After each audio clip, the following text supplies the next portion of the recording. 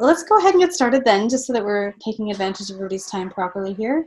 What our plan is for today is just to summarize answers to some of the most common questions that our advising office is receiving right now, then open it up to questions who are on the call right now. If your question is super specific, though, we do ask students to just email us or go to the PD portal to book an appointment with an advisor. Our advising team, as you can see, has transitioned to fully working from home. We're still offering appointments on Monday, Wednesday, and Friday. So if you go ahead and book an appointment on the PD portal, what's going to happen is that we will send you a meeting invite to participate over Skype. Now, you don't need to download the Skype program or provide us with your username or any of that kind of stuff. You will get that meeting invite, which has the link. At the meeting time, you just go ahead, click the link, and you'll be connected to the meeting with your advisor.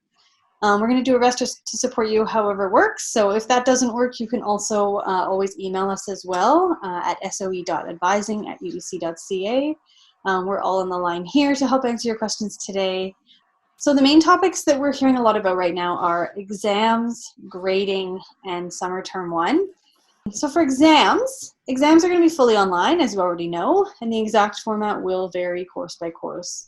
Our instructors are all working pretty hard to try to craft exams that will work for the specifics of their courses, and you can expect detailed communications on those exam specifics by tomorrow if you haven't already heard from them. One important note about exams is that if you're registered with the Disability Resource Center and need accommodations, or even if you're not sure whether you're going to need them yet, depending on the format of the exam, you need to book the exam in your accommodations portal. The deadline for that is April 7th. So if you don't have it booked before then, we can't guarantee we can support you. But if you get it in before then, we'll be able to support you through the DRC. If you miss a final exam because of a medical condition or some other unforeseen circumstance, you must submit a standing deferred final exam request. That's standing deferred final exam request within 48 hours of the missed exam. This will allow you to defer the exam and it will be rescheduled in September. Now, once you write your exams and they're marked, you'll see that your grades will be posted as normal.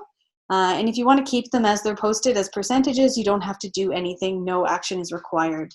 But in recognition of the fact that this term's grades may have been impacted by lots of external factors, UBC has provided another option. So as you've probably been reading in all of the many emails that you've been getting, you have the option to take a letter instead of a percentage, and the letter you get is determined by what percentage you scored in the class. So if you scored over 55%, you can choose to have it show up as a CR or a credit earned on your transcript. If you scored between 50 and 55%, you can choose to have it show up as a D, and if you scored less than 50%, it will appear as an F, but it will reduce the negative impact on your overall GPA to take a letter instead of a percentage. You can also request a late withdrawal so that the course will appear as incomplete with a W on your transcript. This option is open to you for all of your Term 2 courses. The only exception is 499. So for Capstone, you have to keep the percentage, but for your other courses, you can make the choice that's going to work best for you. You can do it for none of them, you can do it for 1 or 2, you can even do it for all of your courses other than 499. The process for this is that there will be an online form that's going to be sent out to students, and the deadline to make the decision will be May 6th. However, our office wants to stress that we'd really like to see you wait until you have all of your grades in before you submit these requests so that you can make sure that you can fully weigh the different options with all of the information in front of you. We are also getting a lot of questions about what this means as far as downstream consequences if you choose one of these options instead of the default percentages, particularly about things like second-year placement, graduate programs, and academic standing. So it might be helpful to know that UBC is still retaining the percentage. It won't show up on your transcript if you opt for the letter. So even if you choose the letter now, you could potentially request to change it through enrollment services. So we're having a lot of conversations right now. This isn't just applied science, this is applicable to the whole university. So we're working with enrollment services on a page that will answer all of students frequently asked questions about what these letters will mean going forward. And we'll share that information as soon as it's all done. So summer courses. So as you've seen, summer courses in Term 1 have all gone online. Summer Term 2 is still planning to be run in person as normal at this time. We've got a lot of questions from students about whether it's too late to sign up for summer classes, and it definitely is not. You can add or drop summer courses right up until May 15th, though I'd recommend doing it a little bit sooner because that's the add drop day. Courses will be starting before that. Students will be limited to no more than 2 courses per term in the summer, though of course you can only take 1 if you want to. And with term 1 going online, this also means that you can take AppSci or ENGR courses that technically conflict. So take a look at your schedule. If you registered before this change, you can take a look and see if you want to make any changes. Maybe there's some different options available to you now even than were before. But all of our courses that we were originally going to offer are still being offered in the summer. We've added seats to some of our courses, so if any of them are full or if you're having trouble adding yourself, please let us know. Specifically, those students who are interested in taking ENGR 413 in the first term of this summer, that's Law and Ethics, who are not yet 4th year standing, should complete the prerequisite waiver. So we won't be able to add you if you just email us, but go ahead and just complete the prerequisite waiver for 413 for this summer. And we'll process them at latest by the end of the kind of exam period and early summer term. So they'll all be processed early May before the summer term actually starts. We're going to start processing them sooner than that, but you'll definitely have an answer by early May. So these are kind of the most common questions that we've been getting lately. Before we open it up and just start answering those questions, Renee, Patty, Tamara, Kayla, do you guys have anything else to add, or is there anything else that is relevant, you think?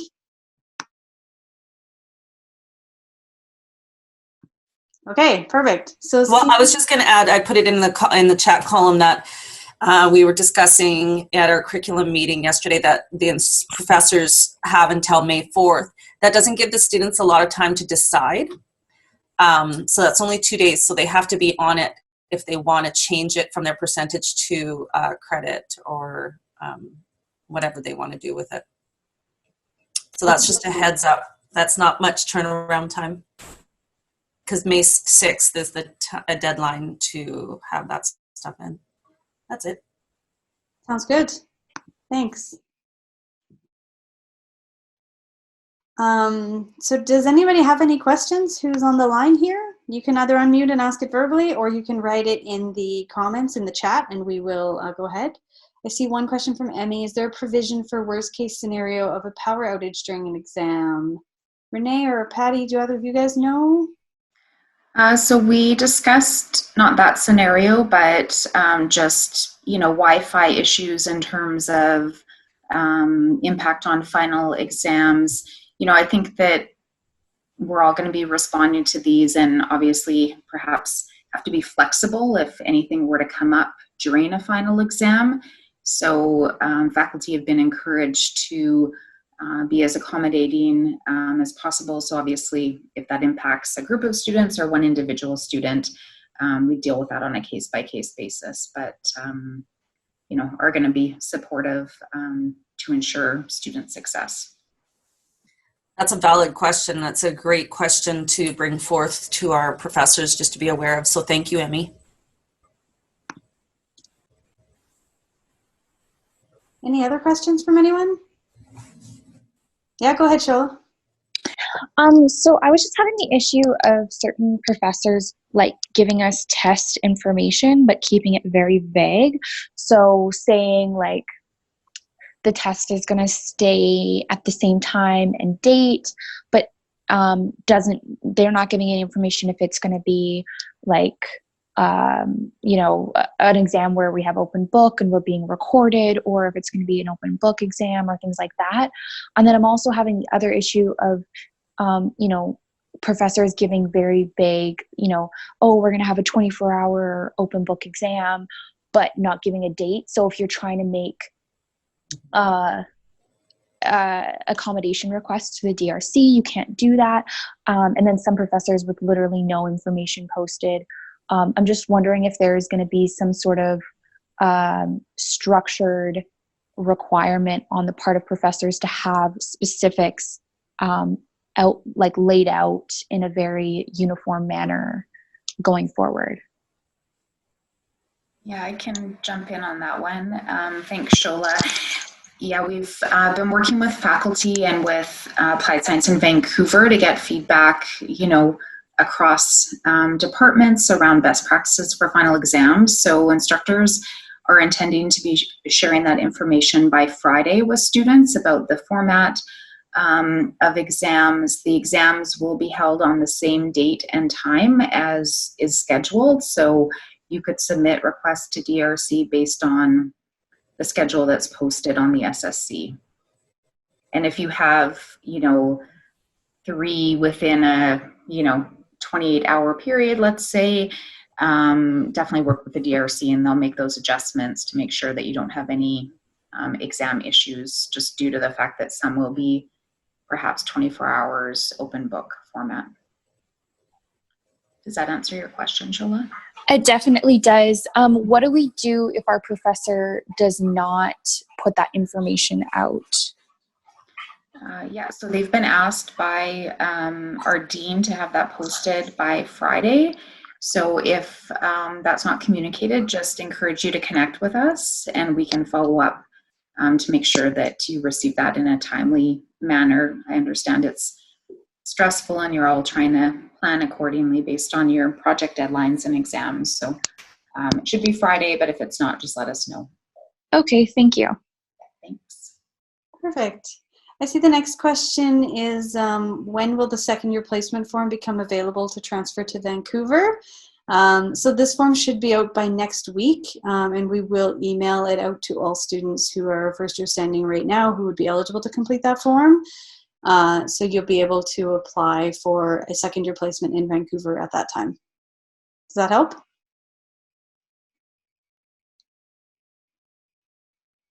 Perfect. Any other questions? Perfect. Oh, Sam. Yep. I'm just going to jump in there. It looks like there's a question from Jordan. Oh, yes. Hey, Jordan. This was something, thanks for joining us online. This was something Sam covered, I think, probably before you jumped into the call. So just the question was, now that summer classes have gone online, how would I go about getting into a course that I had previously conflicted with other courses? So the answer to that is any AppSci or ENGR courses can have conflicts. So if that changes kind of what you've registered for, feel free to go back in and adjust what your summer schedule looks like. We cannot guarantee the conflicts with outside faculty. So really just within applied science and engineering, you can have a conflict. So hopefully that helps. And if you have any other questions, feel free to just jump in or add it in the chat there. Yeah, and the reason for that is that we aren't sure if some other faculties will be doing courses that run real time and that require real time attendance. So we don't want to put you in a position where you have to choose one course over another. Shola, your question about what 3 or 4 courses are offered over the summer. So you can go ahead and check out online on the course schedule for summer 2020 for the Okanagan campus, and you'll be able to see all of if you go into the AppSci course code, you can see them all there.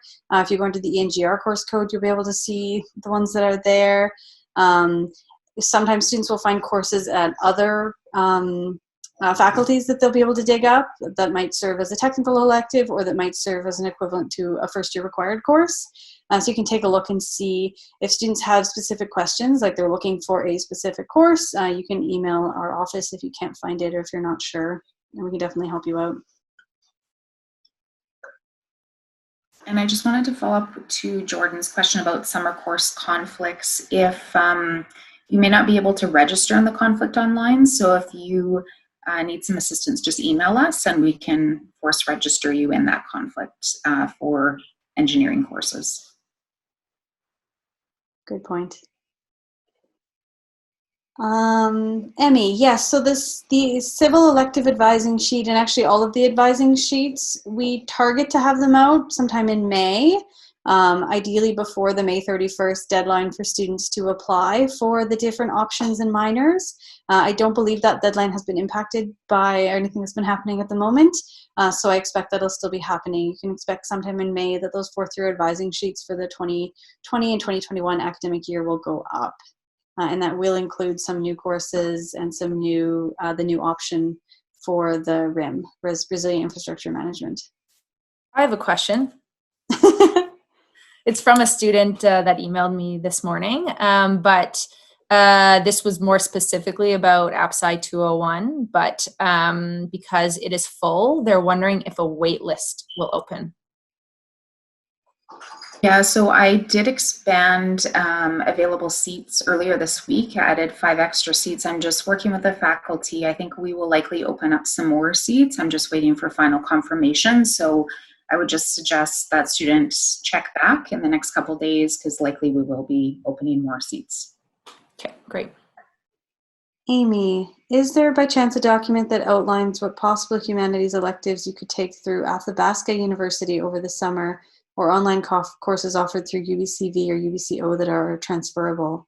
So I don't know if you've seen the list on our SOE advising website, but there is a list there of acceptable humanities electives, and it lists some subjects areas and also some specific courses that are accepted as humanities electives. So if the course is at UBCO, you can see super easily what it's going to transfer, like if it falls under those categories, it's allowed. If you're taking a course at another institution, you can use a tool called the BC Transfer Guide that will allow you to see what the course would transfer into UBC language as, so to speak. So you can enter in an Athabasca University course and say, okay, this Athabasca University course, what would it be considered as at UBC Okanagan? And then you could see, and if it comes back as, say, econ, you'd know, okay, econ is on the list of allowable subjects in UBCO, so you'd know it's probably going to be okay. If you're taking courses at another institution, though, you always need to go through a letter of permission. If you don't get a letter of permission and then you just go and take the course somewhere else, you will not get credit for it. But if you tell us in advance, I'd like to take this course at this institution, and if you read the policy for letters of permission and make sure that you fall within the criteria and the requirements there, you may be allowed to take it at Athabasca University. Thank you for posting those links, Tamara.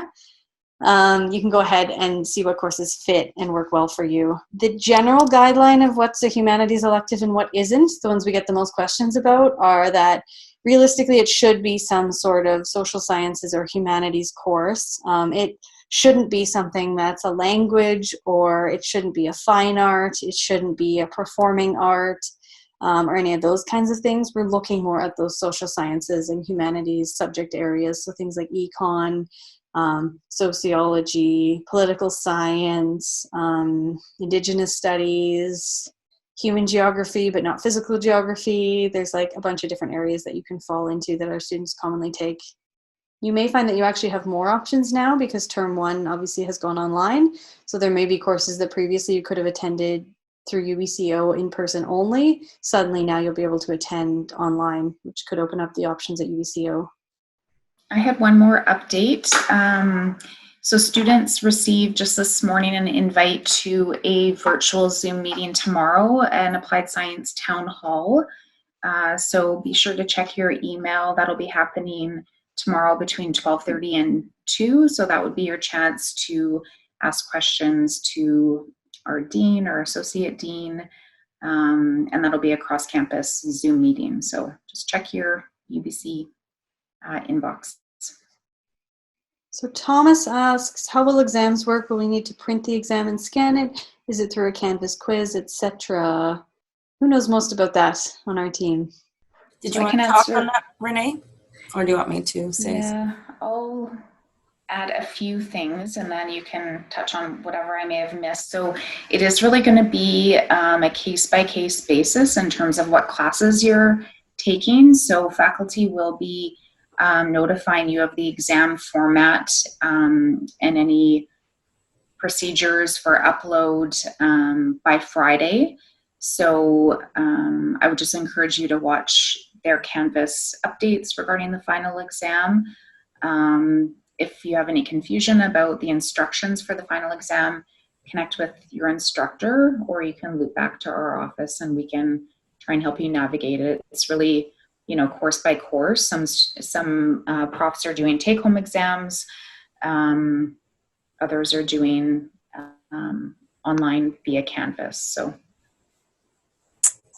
from what I remember, AppSci first and second year, so AppSci ones are through Canvas. Third and fourth ENGR courses could be take-home or Canvas, could be whatever they decide. we were discussing yesterday the possibility of because it's timed, because you have, once they open up the exam, you have a 24-hour period to finish your exam. Not a 24-hour to finish it.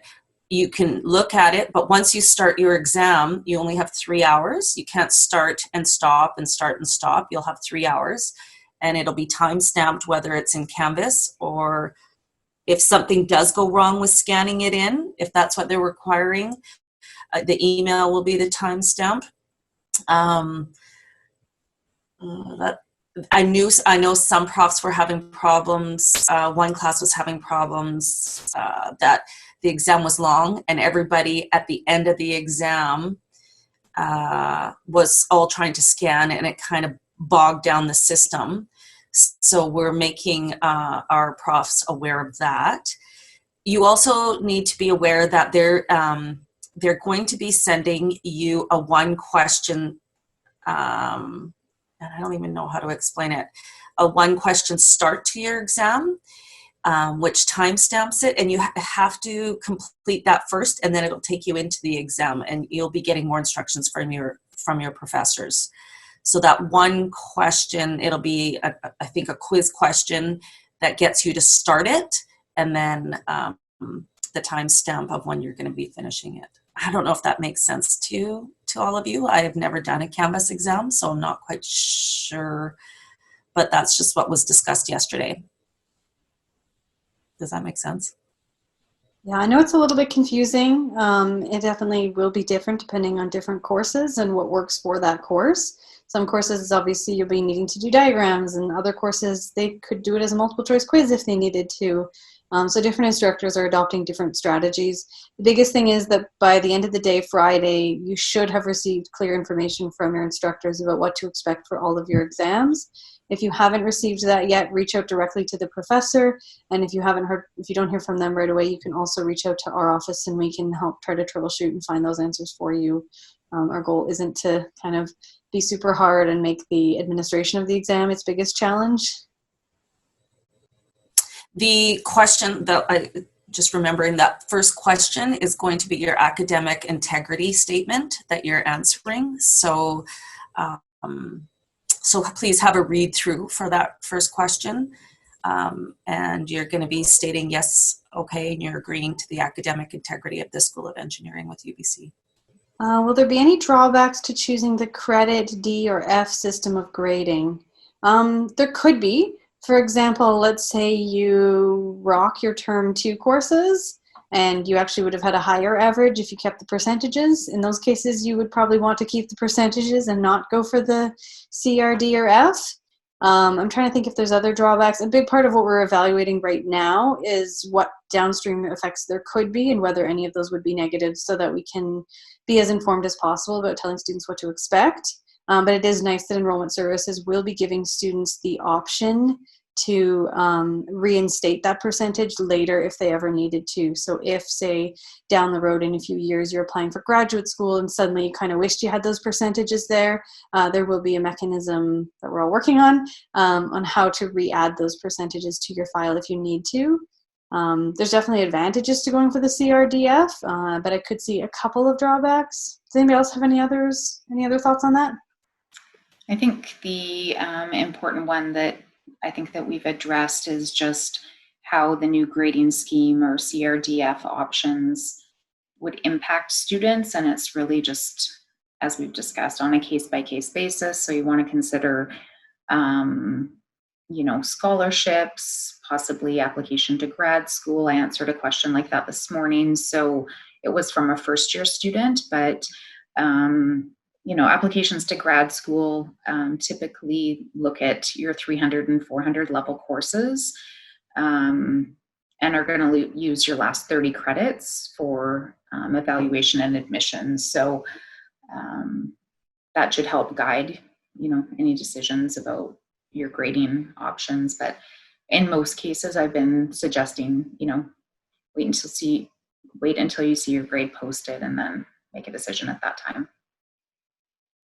Yeah, and even though the professor's deadline to have their grades up is May 4th, a lot of students, which doesn't seem to give a lot of time to fill out that form by May 6th, a lot of grades will be out before that. Realistically, most profs don't wait till the very last day. They post them as soon as they finish marking them. So yeah, you likely will have your grades. It won't be right till the bitter end necessarily for every course. There just may be one or two that are kind of holding out till that deadline. So you'll be able to have a good look at most of your courses at least before, and definitely all of your courses before that May 6th deadline to make the decision of whether you're going to go for the credit, the D, or the fail instead of the percentage.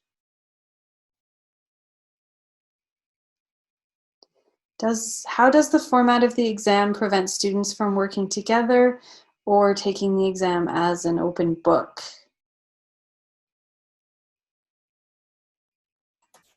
I would like to actually just hold on that question, and maybe whoever submitted that can email our office, and we can connect with Dr. Yang Chow, the Associate Director, because he's really been working with our faculty to determine best exam formats and ensure academic integrity. So I can get a formal answer from him on that topic. So please just email that question to SOE Advising, and our team will be happy to get a complete answer for you on that. Yeah, and I know some professors have already adjusted it to make the exam open book already. Like they've gone and overhauled their questions and made it in such an exam that, yeah, it will still test your knowledge, but you will be allowed to have your notes and your whatever resources you have in front of you. So some have been able to make that change easily, but for your specific ones, yeah, I'll let you email us and then we can give you an exact response. Hey, Sam, I've actually got a question from in this advising inbox that I think might be helpful, so I'm just going to read it out. A student is asking, they are on probation and they're wondering if their course grade percentage, if it's not included in the final calculated GPA, if you choose to withdraw or credit D fail, what would happen for their advancement if they choose to withdraw from more than one course if they're on probation? Renee? So advancement, we'd have to look to see how many credits they'd completed at that year level to determine their advancement. So it's 27 credits for each year. So that would determine their progression, I guess, by year level. But I think maybe what they're referring to is just continuation and standing, the sessional average. So as long as they've maintained, an overall average between term 1 and term 2 of over that 55% threshold, and passing 65% of credits taken, they will be allowed to continue studies. And yeah, we do want you to be aware that our office is still available. So we're all here. We're all doing appointments Monday, Wednesday, Fridays. And yeah, we may see if we can make this kind of a regular thing, whether it's weekly or whether it's different times, different days, because we want to make sure that everybody's feeling really well supported. And even though we're all socially distancing, at least we can see each other's faces, or you can see our faces and know that we're all still real people and still exist. If we were to drop in, would it be over Zoom, and how would we be? So for drop-ins, this is kind of our equivalent of a drop-in session, Thomas. This is all we can do right now. If you want to talk to an advisor, though, we definitely recommend just go ahead on the PD portal and book an appointment with an advisor there. And then what we'll do is we'll actually send you a link to join the meeting at that particular time. So you just click the link and go in, and it'll be a one-on-one chat then, instead of having a whole audience and a whole bunch of people here. I just wanted to maybe ask the students that are here, are there any questions that, you've heard from your friends that you wanted to ask at this time, and then you can loop back to them? Because I think that we can all learn from one another here and understand, some of the concerns or questions other students might be having. And Ven, I see you have a question. Hello, welcome. Thank you for asking about us. We're all good, as you can see. The deadline for final exam information. So you say you had a professor email regarding a deadline for decisions on final exams. Is there a deadline for the communication of this decision to students? So I'm not 100% sure. I think the way I read that to mean professors have been asked by the dean to have sent students all information about the final exam, its format, timelines, all that kind of stuff to students by the end of the day Friday. So if you don't have all your answers by the end of the day Friday, you can reach out to the individual instructors and ask again, or you can reach out to our office and we can follow up directly for you. DRC accommodations, yes. So Ven covered that at the very beginning, but I'll just go over it again. The students who need accommodations for the DRC should apply for them totally as normal. So go onto the accommodations portal and apply. The deadline is April 7th. So if you want to be accommodated, you should have your request in by then. If you're not 100% sure whether you'll need an accommodation based on the format, like if you're not 100% sure whether the format of the exam will or won't work for you, you should submit one anyways, so that it's in the queue and it will get looked at and we can make sure that you're going to have what you need for the exam. Many students from the class of 2020 are curious about the format of eGrad and the status of Iron Ring, but I'm not certain that can be answered by us. Yeah, Renee, do you have any updates on either of those more than, I know they're not really are. Yeah, I would just then recommend continuing to watch for ubc.ca for updates on the website about RAD. Iron Ring, as you know, was handled by the Iron Ring camp, and I know that they're going to be following provincial health recommendations around large gatherings to obviously, you know, I know that initially they were thinking about lining their event up with convocation ceremonies, but now that looks like it's been postponed. So I would say just stay tuned. The class of 2020 should really just be watching for any email updates from the Iron Ring camp. Sam, I've got a question. Mm-hmm. Since we've just started this drop-in day, do you know if this will continue on Tuesdays and Thursdays, or just one day a week, and if it'll just be an hour or longer than that? I don't know. It's not up to me. I am glad to hear that some students had positive feedback, so that's good. And I don't know, maybe we should keep going at least once a week for now to see if we're getting uptake from students and if people seem to be finding value. Renee? Yeah, I think just based on the attendance and feedback from students today, I think it would be good. I'd like to continue probably Tuesday, Thursdays, at maybe like we had chatted about different times each week to make sure that, you know, different students can attend based on their schedules. So just encourage everybody on the call today to watch for, you know, social media feeds and email updates on the hours of weekly Zoom drop-ins, because I think it's just a easy way to connect with students and get a lot of topics covered. So short answer is yes, watch your emails and we'll plan for a couple more next week.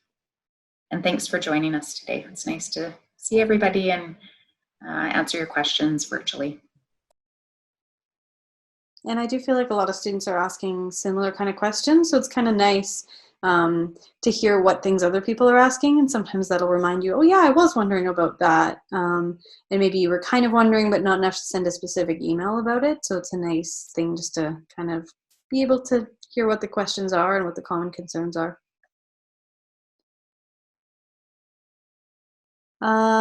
Then why credit D fail and not credit fail? Renee, were you privy to any of those discussions? I know it was decided at a much higher level than us. Yeah, you know what? I don't have that answer, Ven. I can dig into that one and get back to you. And then maybe you can share it with students who probably are also wondering the same thing. So I'll get back to you. I think I'm just assuming right now, but I think that having the D option, like you have to take it whether you're in that 50 to 55%, because it would determine your academic advancement. I guess if you were below the grade point average and you were sitting below 55%, the D would show us kind of where your percentage is at. in terms of how many credits you would take on the following term. That's just my assumption why they've put it in there. Yeah, it's definitely going to be a very case-by-case decision whether students choose to do the credit or whether they choose to keep the percentage for different courses, because there's a lot of different factors that are going to feed into it, and we don't have all the answers yet. But I did say earlier, Ven, that it's going to be, this is a question that's not just asked by Applied Science, this is university-wide, and Enrollment Services is currently working on answers to all those questions as far as how the credits could impact other things downstream, and hopefully making people feel a little more comfortable, a little bit more sure in their decision in whatever they decide to choose. So Sam just posted the link to the School of Engineering's COVID-19 page around student resources, and that is a super helpful page. I would recommend bookmarking that one so that you can go back to it if something comes up that you're curious about or wondering about. And it will be updated. As we all know, things are changing quite rapidly and decisions are being amended all the time about COVID-19. So if there is something you're wondering about or worried about, you can check there to see if your answer's there as well. So then, if a professor has elected to use Proctorial, proctored exams via Canvas, but has no access to webcam, what might be potential solutions for these students? Renee, do you know if that's been discussed? Yeah, then I would just, can you maybe send me an email so we can talk about Proctorial, and I can connect with Dr. Chow on those concerns, if that's okay? Awesome. Yeah, and we do appreciate you guys bringing forward concerns and stuff like that. A lot of them we are aware of and are working towards, but some we may not be, so you never know. So it doesn't hurt to ask these kinds of questions and make sure that we are thinking about the right things. So if I can just super quickly again summarize, the main things that we talked about today were like examinations, what to expect for those, the fact that most of the information should be on everybody's plates by the end of the day tomorrow. The fact that students should register with the DRC as normal if they need any accommodations for exams. The fact that if students need to miss an exam, that they should complete the standing deferred final exam form. What else did we cover? Grades. So we talked about the CRD F options. We also talked about late withdrawal and how you can do a late withdrawal of a course. Summer courses, talked about that and how the term one's going online and what impacts that can have also. So again, we have recorded this. We will be posting it to our website, so please direct anybody else that has questions. Then I see you asking, are summer courses going to follow the usual financial timeline or amount? And the answer, I believe, is yes, because it's still a 3-credit course. Nothing has changed about the credits at all for the courses. Yeah, so then I would anticipate that the timelines will be the same as well, because the dates for the term haven't changed in the slightest. So I suspect that all that information will stay accurate and exactly as is posted. Is there an anticipated timeline for decisions on summer 2020 term 2? So not really at this time, not that I know of at least. Perhaps someone else on this team knows more. It is so much on a case-by-case basis, and we're just trying to follow the advice of the government and epidemiologists and people much smarter and wiser in these matters than we are. So we're following the advice as it's given to us, and I know the government isn't making any long-term projections at this point, so neither are we. I think just as a follow-up, just a reminder that we all have a lot of availability on Pina Portal for one-on-one appointments. So if you did not get your question answered today, use that Pina Portal to sign up for an appointment with us, and happy to connect with you that way. Alternatively, email SOE advising.